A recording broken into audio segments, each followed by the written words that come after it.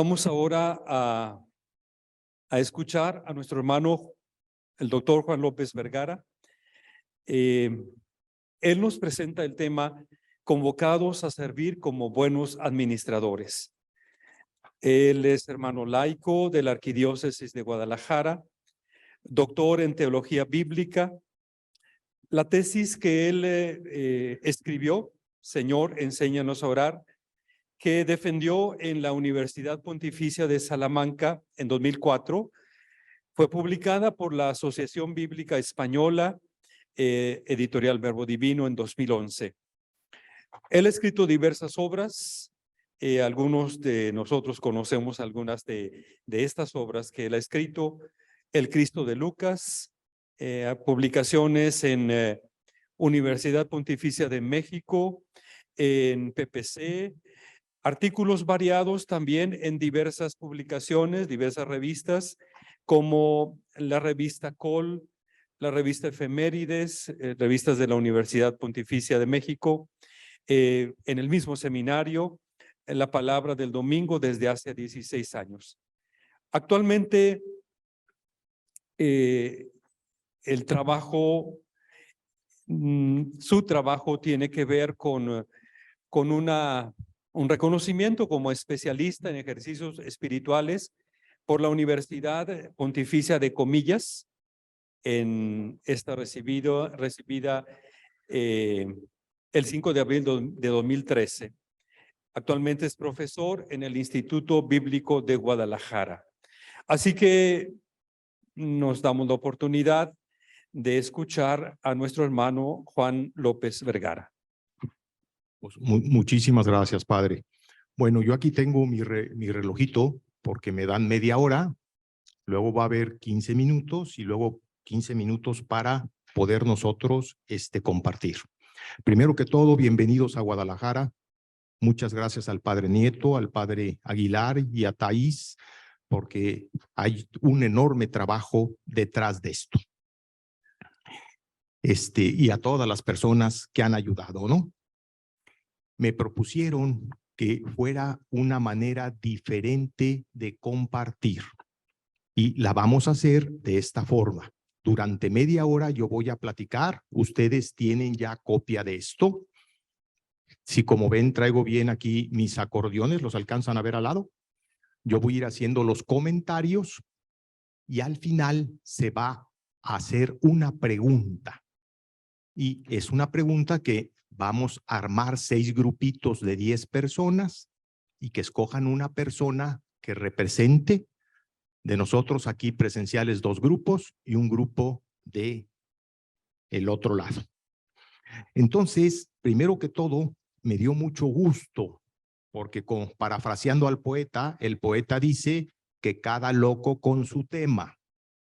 Y aquí estamos locos con el mismo tema. Así que pues vamos, pero también me dio miedo. Pero el padre director con el que voy a dirección espiritual me dijo: Juan, ¿por qué miedo? A la hora que te pregunten, tú no sabes, simplemente les dices, pues no sé. Dije, oiga, pues que a todo dar, ya me la corrigió, ya me la citó. Está por escrito porque yo tuve de profesor a Javier Picasa y él así lo hacía, lo traía. Y no saben lo que después puede servir si uno lo lee de una manera más tranquila, ¿no? Entonces, los invito, se llama Convocados a ser servidores como buenos administradores. Voy a empezar leyendo el último párrafo. Si se van ustedes a la página número 13. Página número 13 es el párrafo de mero arriba. Vamos a empezar por el final. Hermanos y hermanas biblistas. Es la pregunta. ¿Somos conscientes de la inefable gracia de haber escogido la mejor parte, disponiéndonos a hacer de nuestra vida una oración de gratitud en nuestro particularísimo rincón existencial, al poner semejante gracia al servicio de nuestra comunidad, motivándola para una esperanza viva mediante la resurrección de Jesucristo? La encíclica más bonita, en mi opinión, que se haya escrito en el Vaticano II es Gaudium Spes. Y dice, el futuro de la humanidad depende de que le ofrezcamos a las generaciones venideras razones para vivir y razones para esperar. Entonces, iniciamos ahora, nos volvemos a la introducción, página número 1, ¿de acuerdo? Dice, en el horizonte de la incertidumbre global de nuestro tiempo, marcada por aconteceres inefables de colosales proporciones que muestran la vulnerabilidad sistémica de nuestras sociedades humanas, en el latir de una pandemia, al percibir nuestra insuficiencia, quiero proponer un texto de la primera carta de San Pedro, capítulo 4, versículos del 7 al 11. Son nada más 4 versitos. Luego viene una cita del cardenal Martini. El cardenal Martini, cuando ya era viejito, volvió a Jerusalén y se dedicó a estudiar esta carta. El gran sabio ese fue a lo que se dedicó. Y miren lo que escribe. Lo que he denominado el secreto de la primera de Pedro se revela en la capacidad de interpretar cristológicamente una situación agobiante e injusta, de tal manera que se ponga de relieve el primado de Jesús, que se dejó condenar por amor a nosotros. He aquí la fuerza cristológica de esta epístola, que da un vuelco a las situaciones humanas con la proclamación del sufrimiento de Cristo. Esto lo escribe entonces el cardenal Martini. Martini para mí es un padre de la iglesia actual. Y Martini lograba reunir 3,000 jóvenes en Milán. ¿Y saben qué dice Martini? Yo me daba cuenta que cuando el joven decía, la palabra de Dios habla de mí, ya di un paso. Pero cuando el joven decía, la palabra de Dios me habla a mí, entonces es que toca el corazón. Por eso es muy importante dejar que la palabra de Dios llegue a nosotros. Y por supuesto, también hemos elegido dicho texto con el fin de justificar el preciso y precioso tema que fue seleccionado en la Asamblea de Biblistas para nuestro estudio, expresiones concretas del cuidado mutuo en la Biblia. El cuidado mutuo es que cada quien pongamos nuestro granito de arena para hacer una sociedad mejor. Y en el carnet de identidad de Jesús, lo primero que aparece es el Espíritu sobre mí. Me ha ungido para anunciar a los pobres la buena nueva. Lo primero es eso, para anunciar a los pobres la buena nueva. La lectura orante de este texto provocó una verdadera sacudida en un servidor. Me encontré deslumbrado en particular por el par de versos conclusivos que nos invitan a poner al servicio justo a cada uno de nosotros, como un buen administrador, la gracia que hemos recibido. Al final leo el textito, voy a continuar. Dice, a partir de la gracia de haber escogido la mejor parte, consciente que en las Sagradas Escrituras encontramos el proyecto de Dios expuesto en palabra humana, considero ineludible la aceptación de los instrumentos y métodos de interpretación empleados en cualquier obra literaria de similares características. La Pontificia Comisión Bíblica, esto es muy importante, enseña que el método histórico crítico es el método indispensable para el estudio científico de los textos antiguos. No es solo recomendable, es indispensable. Me salto un poquito, página número 3.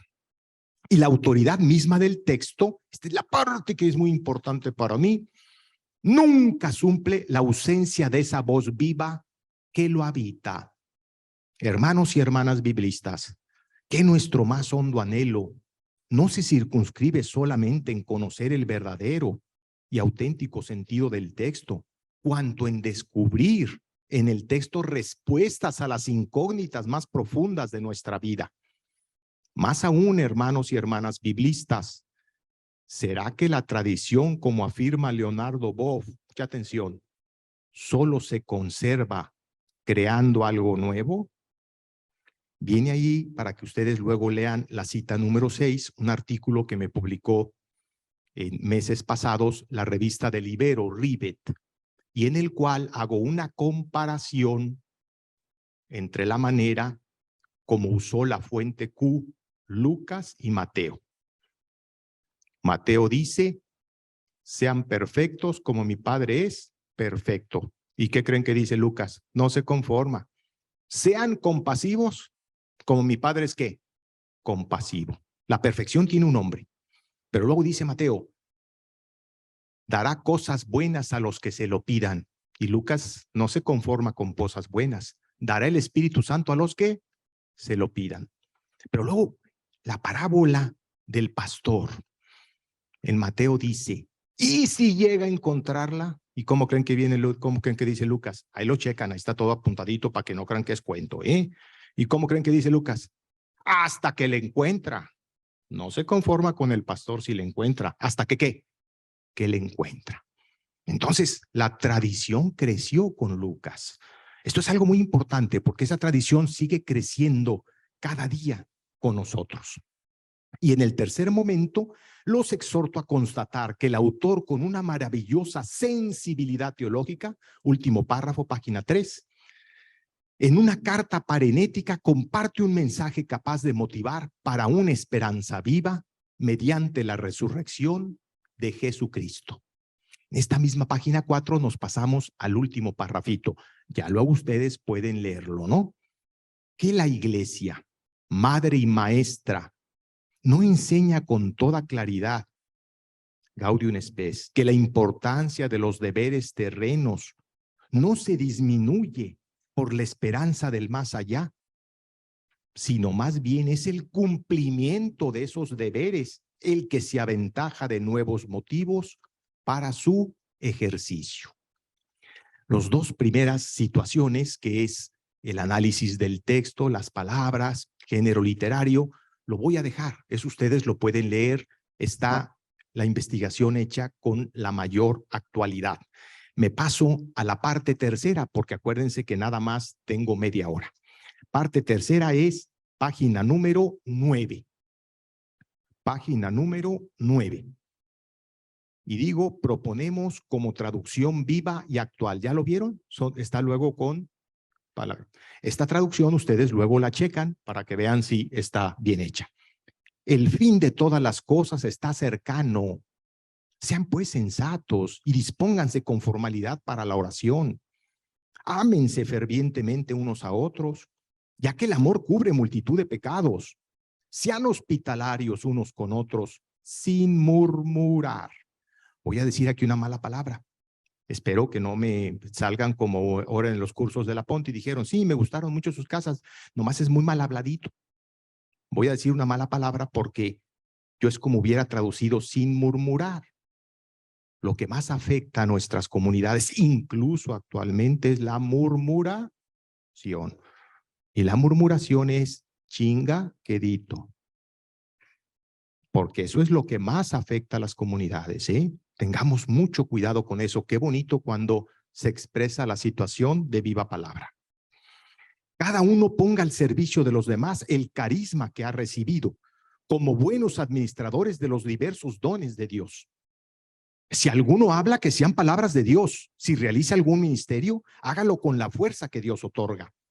De modo que Dios sea glorificado en todo por Jesucristo, a quien corresponde la gloria y el poder por siempre, así sea. Entonces, hacer de nuestra vida una oración de gratitud, dispuestos a dar respuesta de nuestra esperanza. El padre José Manuel Sánchez Caro considera que es muy probable que la carta fuera dirigida a cristianos que por su testimonio de vida padecían la incomprensión y el aislamiento. Pensemos por un momento la actualidad de esta carta, lo que sucedió a estos sacerdotes en la Tarahumara. Pensemos en la actualidad de esta carta. Aquí saludo con mucho cariño al padre Héctor Martínez, que viene, ¿no? Él me invitó a unos ejercicios, a dar unos ejercicios, compartir unos ejercicios en la Tarahumara. Y el primer día, o sea, los ejercicios empezaban el lunes y el domingo anduve con él. Yo llegué unos días antes y de pronto estaban los tarahumaras bailando y cantando. Y le dije al padre, oye, padre, pues no entiendo esto. ¿Qué están cantando? No, pues están cantando que Dios es pobre. Ah, cabrón, caramba, en mi vida había pensado yo eso. Sí, Dios es pobre porque ya no lo dio todo, nos dio a su Hijo. Fíjense qué cosa tan bonita. ¿Cómo aprendemos de la gente sencilla? Dios se manifiesta en los anahuín, en los pobres de espíritu. Por eso hay que tener las orejas muy abiertas con estas personas. Seguimos. En este contexto en el que la carta subraya la dignidad del cristiano, a la vez que indica la diferencia de los paganos, los cristianos en medio de una sociedad gobernada por intereses egoístas, con tradiciones sin fundamento, sumidos en la desesperanza y el miedo, constituyen una comunidad vivificada por la gracia, la fe, la esperanza y la caridad. En esta estimulante carta pastoral, que insisto, solo contiene 105 versículos, el autor, con una sorprendente delicadeza teológica, en semejante circunstancia de desesperanza y miedo, perfora la realidad desde la esperanza. Esta es la gran aportación de esta carta. Y viene aquí una cita preciosa que la voy a leer. Espléndidamente ha escrito el filósofo alemán Joseph Pieper. La virtud de la esperanza es la virtud primaria, correspondiente al status viatoris. Es la auténtica virtud del aún no. En la virtud de la esperanza se entiende y afirma el hombre ante todo como ser creado, como criatura de Dios. La esperanza tiende al bien por objeto, un bien futuro, arduo, posible. La virtud teologal de la esperanza, virtud constitutiva del cristiano, consiste en esperar la vida futura, la nueva vida que solo aguarda al yo tras dejar de vivir en la tierra. Pero el cristiano no está nunca solo, está con Cristo porque es de Cristo. Ortega y Gasset mira que la vida es el texto eterno, la retama ardiente al borde del camino donde Dios da sus voces. Y corresponde a la esperanza animar toda la vida humana, impulsar la fe y la caridad. Si se pierde el aliento de la esperanza, las otras no siguen adelante. La esperanza suscita la oración y el amor fraterno, abriendo perspectivas. Sean pues sensatos y dispónganse con formalidad a la oración. Ámense fervientemente unos a otros. Y quien ora, espera en la bondad de Dios y en su poder, que están más allá de sus propias posibilidades. ¿No es la oración la escuela de la esperanza, su iniciación concreta, su lengua y su interpretación? La oración es la matriz y el intérprete de la esperanza. En palabras de Ratzinger, aprender a rezar es aprender a esperar y es, por lo tanto, aprender a vivir. Leo esta cita de Schulz, es una María José Schulz ha hecho esta tesis sobre la primera carta de Pedro. Acaba de ser publicada hace unos meses, en el 2022, por la Asociación Bíblica Española. Y va mucho en este sentido. Miren qué bonito escribe. Dice, el autor a lo largo del discurso ha querido dar cuenta de la acción de Dios, describiendo cómo obra la auténtica gracia y de la relevancia que tiene la conducta de los creyentes como herederos y administradores de ese don en la salvación y glorificación futura. 4, 10, 11. Todo ello con el propósito de orientar a los creyentes hacia la santidad y la esperanza en medio de una situación de sufrimiento y hostilidad. Nos pasamos a lo que he denominado guisa de conclusión, a modo de conclusión. Quedan 15 minutitos. Esto lo quiero leer e irlo explicando muy despacito. En el marco del preciso y precioso tema que fue seleccionando en la pasada asamblea para nuestro estudio, expresiones concretas del cuidado mutuo en la Biblia, a modo de conclusión propongo que nos hagamos, hermanas y hermanos biblistas, insisto, parafraseando al poeta, locos con el mismo tema, una pregunta. Pero no sin antes contemplar eso que Martín Heidegger considera y considera bien, que la pregunta es la devoción, o sea, la piedad del pensamiento. Es muy bonito esto. Das Fragen ist die Frömmigkeit des Denkens. La pregunta es la piedad de qué? Del pensamiento. Karl Rahner dice que el momento de la hominización, el momento en que dejamos de ser changuitos, es el momento en que el ser humano se pregunta, ¿de dónde vengo y a dónde voy? Y al no encontrar respuesta en sí, alza su mirada ¿hacia quién? Hacia Dios. Y ahí la sorprendente y perenne fascinación del preguntar. En las Sagradas Escrituras, en su intento por expresar lo inexpresable, con el vigor del lenguaje mítico, encontramos al Creador formulando la primera de todas las preguntas. Ayedja, pregunta Dios a Adán, ¿dónde estás? ¿Qué has hecho? ¿Qué vas a hacer con tu vida? Mirad, una simple palabra y la cantidad de preguntas que contiene. Esto es muy importante que lo tengamos. Quiero platicar una experiencia muy fuerte que me sucedió. Nunca la puedo platicar porque nunca sabrían ustedes a quién me refiero. En uno de los cursos de la Pontificia, al terminar, en el momento de un descanso, una señora jovencita, muy bonita, me dijo, oiga, yo quisiera platicar tantito con usted. Sí, sí, cómo no. Y entonces ya ven que en la Pontificia pues hay así los jardines con sus árboles. Acuérdense, no hagan cosas buenas que parezcan malas. Entonces yo me senté ahí delante de todos a escuchar. No vayan a decir, ya anda el viejito de volado. Y me abre su corazón. Me dice, mire, yo sufro mucho. ¿Por qué, señora? ¿Qué le pasa? Cuénteme.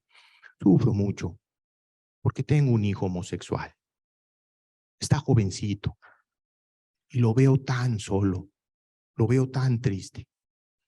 Pero yo pienso que Dios lo quiere cuando menos como yo lo quiero. Le dije, no, señora, está usted muy equivocada. ¿Cómo? ¿Por qué me dice eso? Mire, tráigase su Biblia. Y abrimos el texto de Isaías. Si una madre se olvidara de su hijo, Dios no se iba a olvidar de quién, de él. Dios lo quiere mucho más de lo que usted lo quiere a su hijito. Nada más que todos hemos sido creados para realizar un sueño, no el de nosotros, sino el sueño con miras a Jesús por el que fuimos creados. Y le expliqué detenidamente Juan 1:3. Hay que ayudar a su hijo a que encuentre cuál es ese sueño por el que fue creado. En la tarde me fui a la librería de los jesuitas, busqué unos libros, yo de ese tema no sé mucho, y busqué unos libros que veía yo que estaban escritos muy bien. Al siguiente día se los regalé. Le dije, lea, porque ahí le van a venir ideas, le van a ayudar para saber cómo acompañar en esta situación tan difícil a su hijo. Véale, véale.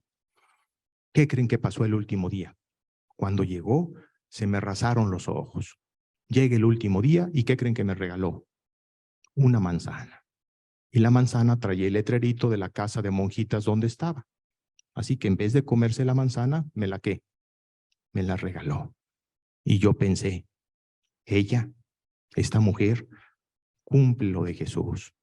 Aquella que dio una monedita y dijo, Jesús dio más porque dio de lo que le hacía ¿qué? Falta. Entonces tenemos que tener mucha consideración en el momento de hacernos las preguntas. Cada uno de nosotros es una pregunta. Y esto hay que hacerlo. Continúo. En las Sagradas Escrituras, a diferencia de las respuestas fáciles, las que a menudo son abismos sin fondo, las preguntas son invariablemente oportunas, como la formulada por Juan, de quien Jesús dijo, entre los nacidos de mujer no había ninguno mayor que él. ¿Y qué hace Juan? En particular las que interrogan sobre el sentido del ser. ¿Tú eres el que viene o a otro esperamos? Imagínense, ese es Juan Bautista. ¿Tú eres el que viene o a otro qué? Esperamos. Dice Karl Rahner, insisto, para mí Karl Rahner, conozco su obra completa, no solo es un gran teólogo, sino es un místico. Y Karl Rahner decía que Jesús tenía dos características. La primera es que era un hombre religioso. ¿Se acuerdan qué hace Jesús cuando resucita a Lázaro? Antes de resucitar a Lázaro, Jesús da gracias. Gracias, Padre. Y después digo esto para que sepan que tú me has enviado. Y después que dice, Lázaro, sal. Porque tenía esa confianza plena. Era un hombre religioso. Y la segunda cosa que dice Karl Rahner es que era el hombre del escándalo. Porque si algo causaba Jesús era escándalo. Pagola dice algo precioso, que cuando Jesús les habla tan fuerte a los escribas, también Jesús está siendo compasivo, porque les está moviendo el tapete, a ver si se dan cuenta, si abren los ojos. Y por eso las parábolas tan fuertes que dice. Yo recuerdo con mucha gratitud a un padre, mi hijo mayor lleva su nombre, que recuerdo cuando yo era jovencito quería tragarme el mundo a mordidas. Y me dijo, ¿dónde está el Juanito lleno de ideales? ¿Dónde está ese Juanito que conocí? Me movió todo. Y me dio un consejo precioso. Ya no leas vidas de los grandes hombres, lee vidas de santos. La vida de los santos es como un comentario ¿a qué? A los evangelios. Continuamos. La primera actitud que conocemos de María, la madre de Jesús, santa entre los santos, en la presencia del ángel Gabriel, es que anhelaba descubrir la voluntad de Dios, por lo cual se preguntaba qué clase de saludo sería este. El verbo dielogizomai significa pensar, reflexionar, considerar, deliberar, discutir, preguntarse. ¿Será que en las preguntas vibra la sabiduría que impulsa a descubrir la verdad? Más aún, las primeras palabras de Jesús conservadas en el Santo Evangelio, primero decimos, hay un solo Evangelio, no hay 4 evangelios. Evangelio según San Marcos, según San Mateo, pero un solo Evangelio. Siendo Jesús un jovenzuelo, aparecen cuando él se sintió precisado a clarificar. Y aquí hay que subrayar esto. Y por supuesto a clarificarse, no solo a clarificar, sino también a qué, a clarificarse él mismo. En una novelita que escribí, pongo que José, cuando se pierde el niño y todo lo que su madre y todo angustiados van y lo buscan, ¿se acuerdan?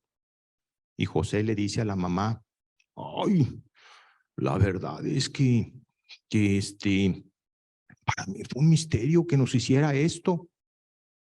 Y la Virgencita le dice, si para ti es un misterio, para mí lo es mucho más, pero para él es todavía más. Jesús crecía en estatura, en sabiduría y en gracia, ante Dios y ante los ¿qué? Hombres. No fue un meteorito caído del cielo. Entonces, la primera actitud de María es que se preguntaba. Volvemos de nuevo. Un jovenzuelo, cuando él se sintió precisado a clarificar y por supuesto a clarificarse justamente con un par de preguntas decisivas de extrema gravedad, las cuales dejarían sin duda una estela de luz. ¿Qué buscabanme? ¿No saben en las cosas del Padre de mí es necesario estar yo? Piensen en la importancia de las preguntas. Por eso terminamos de nuevo como empezamos con esta pregunta, que es la que ustedes se van a hacer en grupos. Hermanos y hermanas biblistas, ¿somos conscientes de la inefable gracia de haber escogido la mejor parte? Acuérdense que el piropo o uno de los piropos más hermosos se los echa Jesús a una mujer, ¿sí o no? ¿Cómo se llama la mujer? María. Ha escogido la mejor parte que no le será ¿qué? Quitada. ¿Y qué era lo que hacía María? Estar a los pies de ¿quién? De Jesús. Disponiéndonos a hacer de nuestra vida una oración de gratitud. Esto es lo que es más importante. Cervantes en el Quijote dice que la gratitud sin expresarse es como la fe sin obras, está muerta. Le expresamos cada día nuestra gratitud a Dios por la bendición de haber recibido la mejor parte? En nuestro particularísimo rincón existencial, al poner semejante gracia al servicio de nuestra comunidad, motivándola para una esperanza viva mediante la resurrección de Jesucristo. Y repito de nuevo las palabras de Gaudium Spes. El futuro de la humanidad depende de ofrecer a las generaciones razones para vivir y razones para esperar. Muchísimas gracias. Entonces, vamos a proceder, como dijimos, 15 minutos, ¿de acuerdo? Muchas gracias.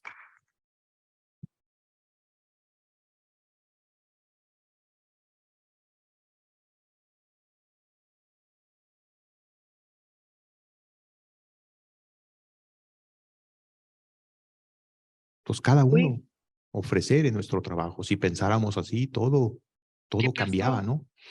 Pero sí es muy importante tener clara la cuestión de la gratitud. ¿Sí? Porque el haber recibido la gracia de escoger la mejor parte, pues es un regalo de Dios enorme, enorme. Hay otras gentes que tienen otras gracias, pero no esta, ¿no? A ver, entonces, A ver si hay otra persona. ¿De alguno de los otros grupos alguien quiere compartir? Bueno, en el equipo que estuve, cada uno dio su punto de vista, reflexionamos, muy bonito. En la pregunta, ¿somos conscientes de la inefable gracia de haber escogido la mejor parte? Un padre nos comentaba que no es que nosotros hayamos escogido, sino que es el Señor el que nos escogió en esa mejor parte. Bueno, también se comentó que en cada etapa, en cada circunstancia, en cada momento de crecimiento, incluso en cada momento de dificultad, viene siendo un motivo de esperanza y de esa manera poder dar gracias. Y luego concluimos que es bueno el saber, pero ese saber es importante interiorizarlo para aceptar la espera, para generar esperanza y para dar gracias en todo momento. Eso fue lo que concluimos. Una cosa muy bonita, muchas gracias, esto que dicen. Una cosa muy bonita es esto, ¿no? Cuando Jesús va a la casa de Marta y María, sabemos que en el Evangelio de Lucas aparece Marta y María, en el otro sabemos que está también Lázaro, ¿no? Pero es un lugar donde Jesús se siente contento. Si leemos la carta despacito, si leemos a Lucas despacito, vemos que iban de camino y de pronto del plural pasa al singular. Dejó a los que venían con él fuera y entró a la casa de Marta y María. ¿Quién solito? Jesús. Porque Jesús tenía necesidad del cariño de sus amigas. Y Jesús dice claramente que María escogió la mejor parte. Son palabras textuales. Pero mucho cuidado. Luego lo relacionamos con la carta a los Filipenses y los Filipenses dice, es Dios en su bondad el que realiza el querer, o sea, interiormente, y el qué, y el obrar. Pero nunca hay que dejar de ver a Jesús. A mí la interpretación más preciosa la aprendí del padre Priego, a lo mejor ustedes lo conocen, la interpretación más preciosa que he recibido de cuando Pedro niega a Jesús. ¿Se acuerdan que luego se vuelve a aparecer Jesús a Pedro ya resucitado? Y le pregunta cuántas veces. ¿Cuál es la interpretación de toda la vida? Ah, como lo negó 3 veces, le preguntó cuántas veces. 3. Ah, no, pues ya de un paso a toda marca, a todo dar, ¿verdad? ¿Sí o no? Grande. ¿Cuál es la segunda interpretación preciosa? La de Martini. Dice el carnal Martini, como Pedro negó al amigo 3 veces, ahora le pregunta 3 veces para que Pedro escuche de sí mismo que sigue siendo capaz de amar a quién, a Jesús. Pero ¿cuál creen que es la interpretación del padre Priego? Y el padre Priego dice, esto no se comenta mucho, solo dice el padre Priego, no yo, ¿eh? ¿Cuál creen que es la interpretación? Jesús necesita oír de labios de su amigo, a quien le va a encomendar su iglesia, que lo ama.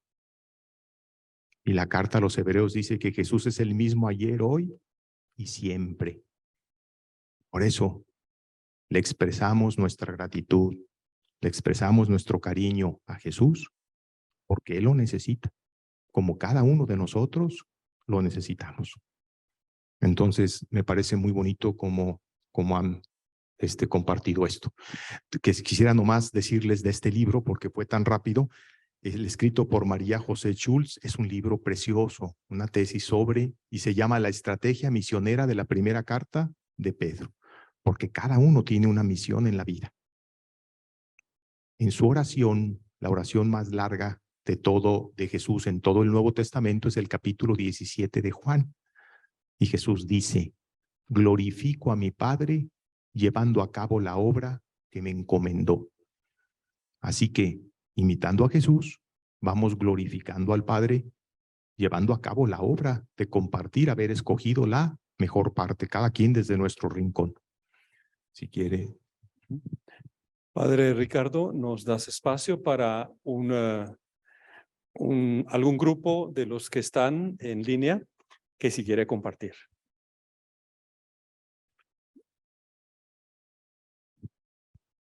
Bien, a quienes formaron grupos por Zoom, si alguien quiere compartir algo de lo que comentaron, adelante.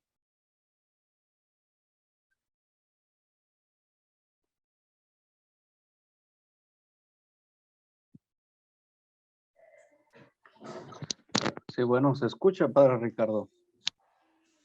Sí, adelante. Gracias. Salvador Díaz de la Arquidiócesis de Hermosillo. Doctor Juan, qué gusto saludarlo y un gusto saludarlos a todos. En uno de los grupos estábamos compartiendo la importancia de volver a creer en la palabra. Si bien María escoge la mejor parte, es porque cree que ese es el mejor momento y ese es donde ella debe de estar, lo cree convencidamente.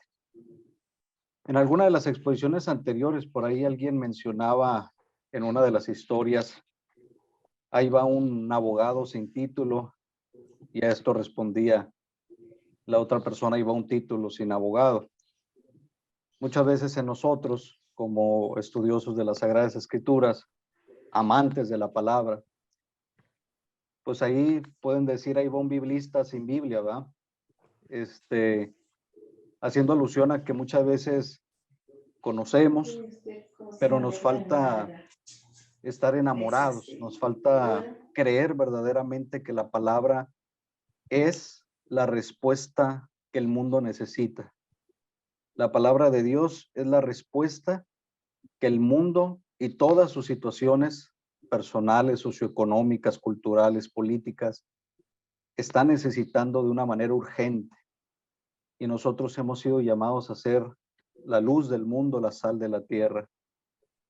Pero si nosotros que conocemos y hemos tenido, como dice la pregunta que nos dejaba el doctor Juan al final de su participación, si hemos aceptado, si hemos recibido esta gracia, creo que hay que volver, o comentamos que había que volver a ese amor, a esa creencia fidedigna de la palabra, porque muchas veces nos dejamos rodear de mucha otra literatura, de muchos otros métodos, de muchas otras influencers, ¿verdad?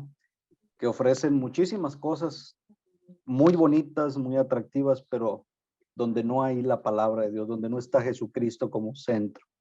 Entonces yo creo que un primer paso es volver a creer de todo corazón que la palabra de Dios es viva y eficaz, como lo dice la carta a los Hebreos, y que en esa sintonía, en el enamorarnos, en el entender, podamos entonces sufrir el efecto de no poder callar, como dijera Juan y Pedro, ¿verdad? Después de ser juzgados por el Sanedrín, no podemos dejar de hablar de lo que hemos visto y hemos escuchado. Creo que la reflexión en una parte iba sobre ese tema, volver al enamoramiento y a creer y poner nuestra confianza en la palabra de Dios como solución a todos los problemas, inquietudes del ser humano de hoy. Muchas gracias. Pues mira, muy bien, Salvador, como una última cosa, el lema del Instituto Bíblico Católico aquí de Guadalajara es el Salmo 119. Tu palabra es luz para mis pasos, ¿no? Entonces, en la medida en que nosotros interpretamos la palabra con nuestra vida, en ese mismo sentido, pues vamos a ir creciendo. Cuento nomás una cosa de 2 segundos. La última vez que me confesé, yo voy a dirección espiritual con el padre Miguel Rodríguez y les voy a decir lo que me dejó de penitencia. Va a decir, pues ahora la penitencia es que te pongas a dar gracias a Dios por tantas bendiciones que has recibido. Y le dije, padre, pues no voy a acabar la penitencia en toda mi vida, porque cuántas gracias hemos recibido todo, empezando por la vida. Todo es gracia de Dios. La definición más preciosa de un santo, en la mañana que tomaban ese tema, para mí un santo es la que yo le leí, no me quiero adornar. Un santo es un pecador que no se conforma con serlo. Pero yo le agregué, un santo es un pecador que por la gracia de Dios no se conforma con ¿qué? Con serlo. Pues muchísimas gracias, estaremos en contacto.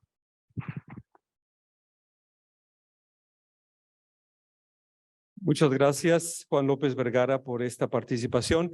Gracias también por participar de esta manera en este momento.